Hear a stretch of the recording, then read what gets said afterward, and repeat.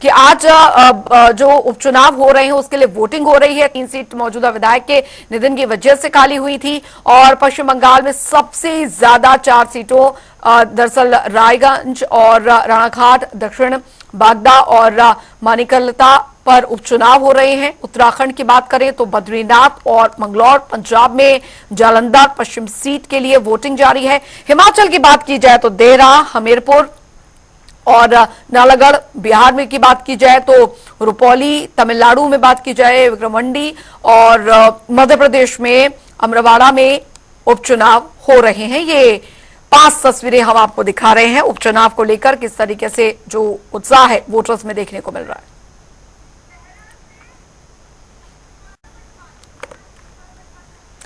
और देहरा से संवाददाता सौरभ अटवाल हमारे साथ इस बीच जुड़ गए हैं ज्यादा जानकारी के साथ। देहरा में भी आज उपचुनाव हो रहा है और सौरभ, फिलहाल क्या स्थिति वहां पर बनी हुई है, किस तरीके से वहां पर उपचुनाव को लेकर जो वोटिंग है उसको लेकर व्यवस्था जो है वो की गई है, शांतिपूर्ण वोटिंग हो रही है?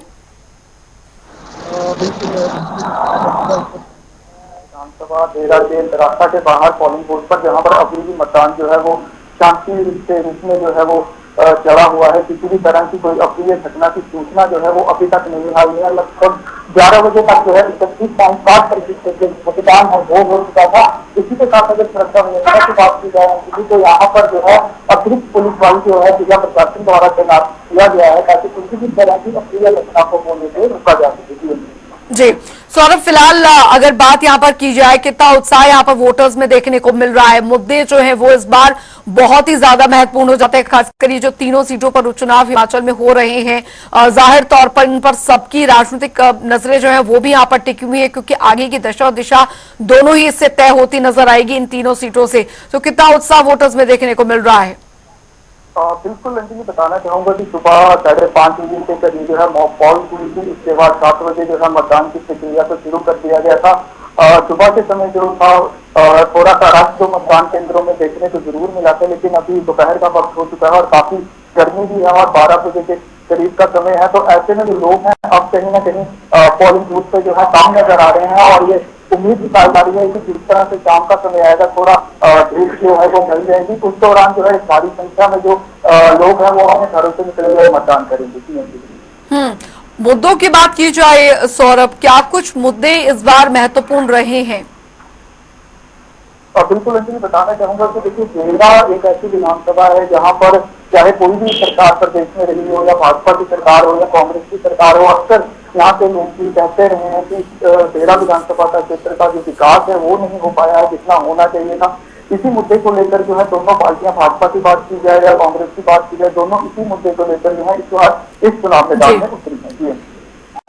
चलिए, बहुत बहुत शुक्रिया सौरभ इस तमाम जानकारी के लिए। तो आपने यहाँ पर देखा कि देहरा में जो उपचुनाव हो रहे हैं, शांतिपूर्ण उपचुनाव हो रहे हैं, उत्साह जो है वोटर्स में देखने को मिल रहा है।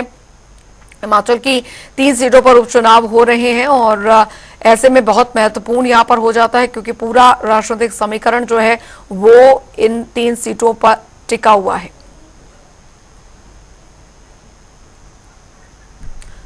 तो बता दें आपको कि 7 राज्यों के 13 विधानसभा सीटों पर उपचुनाव जो है वो आज हो रहे हैं। सभी सीटों पर कड़ी सुरक्षा के बीच जो है सुबह से वोटिंग यहां पर हो रही है। 13 जुलाई को नतीजे जो है वो घोषित किए जाएंगे। तो बता दें आपको पश्चिम बंगाल में 4 सीटों पर उपचुनाव जो है उसके लिए वोटिंग हो रही है आज। वहीं हिमाचल में 3 सीटों पर मतदान जारी है और अगर बात की जाए उत्तराखंड में तो 2 सीटों पर वोटिंग हो रही है। महत्वपूर्ण जानकारी, 7 राज्यों की 13 विधानसभा सीटों पर उपचुनाव आज हो रहे हैं और जाहिर तौर पर बहुत ही महत्वपूर्ण यहां पर हो जाता है। तो वोटिंग शांतिपूर्ण तरीके से हो रही है और वोटिंग सेंटर्स में भी पूरी व्यवस्था यहां पर की गई है ताकि किसी भी तरीके की कोई दिक्कत यहां पर ना आए। तो 7 राज्यों की 13 विधानसभा सीटों पर आपको बता दें कि उपचुनाव के लिए आज वोट डाले जा रहे हैं।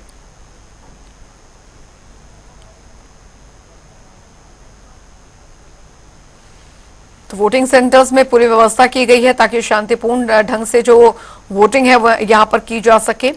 और कई राज्य ऐसे हैं जहां पर ये उपचुनाव जो है वो पूरी तरीके से जो राजनीतिक हलचल है वो बनाए हुए हैं।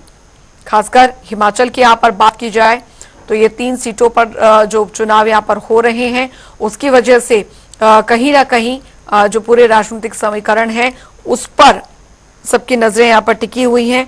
और बात उत्तराखंड में की जाए तो उत्तराखंड की 2 सीटों पर आज उपचुनाव हो रहे हैं और वहां पर भी शांतिपूर्ण, अभी तक फिलहाल जो जानकारी आ रही है कि शांतिपूर्ण मतदान हो रहे हैं।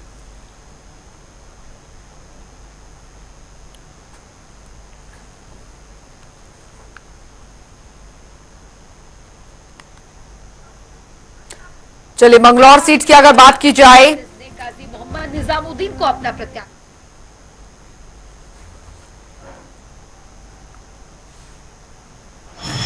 मंगलौर सीट पर 19,000 मतदाता हैं, जिनमें 45% मुस्लिम, 55% हिंदू और 18% दलित हिंदू रहते हैं।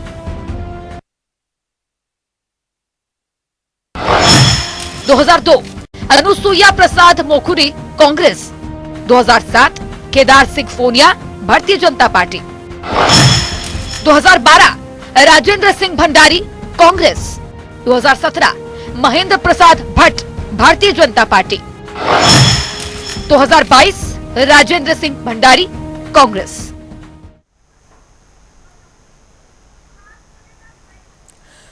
और विकास खरे हमारे साथ सीधे जुड़ गए हैं इस खबर पर ज्यादा जानकारी के साथ। विकास, उत्तराखंड की 2 सीटों पर आज उपचुनाव हो रहे हैं, किस तरीके से व्यवस्थाएं की गई है, मतदाताओं में कितना उत्साह देखने को मिल रहा है इन 2 सीटों पर जो मतदान हो रहे हैं? हाँ बिल्कुल अंजिल, अगर हम हरिद्वार मंगलौर सीट की बात करें तो यहाँ पर जो सुबह 8 बजे से मतदान शुरू हो गया था, वो लगातार जो मतदाता लोग अपने मत का प्रयोग कर रहे हैं। प्रशासन के द्वारा यहाँ पर व्यवस्था की गई है ताकि सुरक्षा को लेकर कोई भी सूचना हो। लेकिन जिस तरह से हिंसक घटना मंगलौर क्षेत्र के परेड में यहाँ पर देखी गई, कहने की बड़ी यहाँ पर पूर्व मुख्यमंत्री हरीश रावत ने यहाँ पर बताइए क्योंकि दो पक्षों में यहाँ पर जो है लाठी डंडे और गोली चलने की भी सूचना यहाँ पर मिली, यहाँ पर जो है गोली चला गई है। क्योंकि कुछ पक्ष ऐसे हैं जो कि मुस्लिम वोटरों को यहाँ पर वोट नहीं डालने दे रहे, तो ऐसा मुझे काफी हिंसक घटना को देखते पुलिस फोर्स वहाँ पर मौके पर पहुंचा, जिस तरह तो घटना को शांत करा। लेकिन फिलहाल अभी भी उस क्षेत्र में वहाँ पर रेडी में मंगलौर क्षेत्र में फिलहाल मामला गरमाया हुआ है।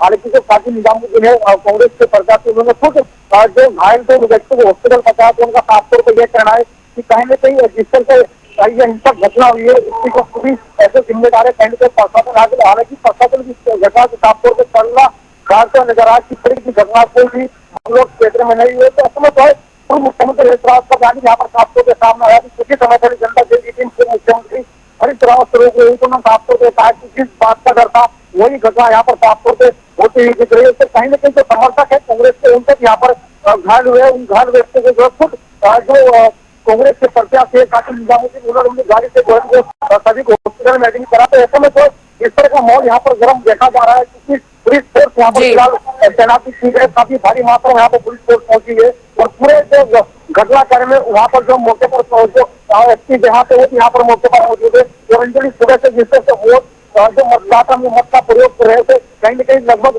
8:30 की घटना है, जिस समय घटना घटी थी। तो ऐसा में जो है वहाँ पर प्रशासन की टीम स्थानीय निवासन बताया, वहाँ पर कुल जो है 30 जगह यहाँ पर मौजूद थे। हालांकि प्रशासन की टीम पूरी तरह वहाँ पर उपस्थित नहीं थी, तो कहीं न कहीं साफ तौर वहाँ पर सुरक्षा व्यवस्था को इंसान खड़ी से दिखाई दे रही है क्योंकि जिस तरह से एक बड़ी घटना वहाँ पर हुई है, कहीं न कहीं साफ तौर पर मामला वहाँ पर गरमाया हुआ है। इस समय जो है प्रशासन की मौजूदगी वहाँ पर नहीं पाई गई है, इस तरह का आरोप वहाँ के स्थानीय निवासियों ने लगाया है।